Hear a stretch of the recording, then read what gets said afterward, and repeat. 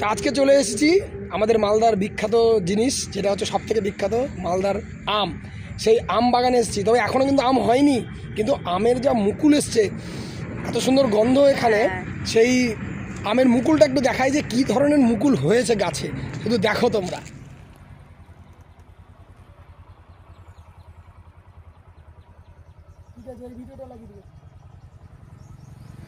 এটা তো ছোট্ট একটা বাগান, মানে এরকম হাজারো বাগান আছে মালদাতে।